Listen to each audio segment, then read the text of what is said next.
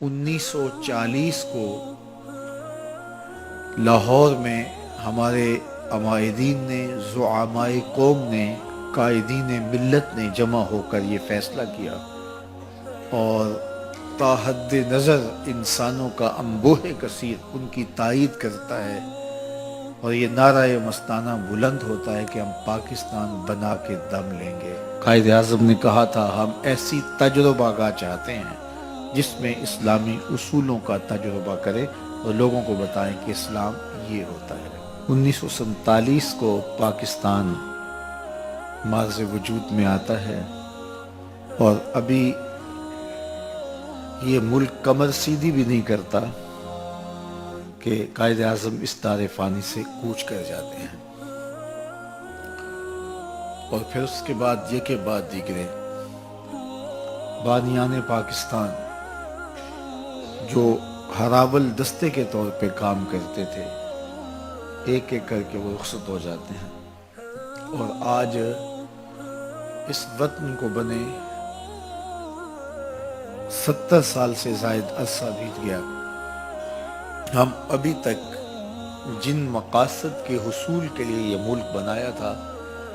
جو خواب دیکھا تھا، اس کی ہم عملی تعبیر نہیں دے سکے۔ لیکن یہ مطلب نہیں ہے کہ وہ تعبیر آئے گی نہیں، یہ بات ذہن میں رکھیے گا۔ تعبیر تک پہنچنے کے لیے وقت لگتا ہے۔ کبھی ایسا ہوتا ہے کہ آپ رات کو خواب دیکھتے ہیں اور دن کو اس کی تعبیر مل جاتی ہے، اور کبھی تعبیر تک پہنچنے کے لیے کنعان کے اندھے کنویں میں جانا پڑتا ہے، پھر مصر کے بازار میں بکنا پڑتا ہے، محلاتی سازشوں کا شکار ہونا پڑتا ہے، جیل کاٹنی پڑتی ہے۔ 40 سال گزرنے کے بعد جناب یوسف بولتے ہیں یا ابت ھذا تعبیر رؤیا من قبل، میرے باپ یہ ہے میرے خواب کی تعبیر جو میں نے 40 سال پہلے دیکھا تھا۔ تو لازمی نہیں ہے کہ کسی خواب کی تعبیر آپ کو فوراً مل جائے۔ پاکستان بنانے کا جو خواب تھا اس کی تعبیر مسلسل جد و جہد اور قربانیوں کے بعد اللہ نے نصیب کی۔ اب پاکستان جن مقاصد کے لیے بنایا گیا تھا انشاءاللہ وہ خواب بھی شرمندہ تعبیر ہوگا، دی گئی قربانیاں رائے گا نہیں جائیں گی، شہیدوں کا بہا ہوا خون ضائع نہیں ہوگا۔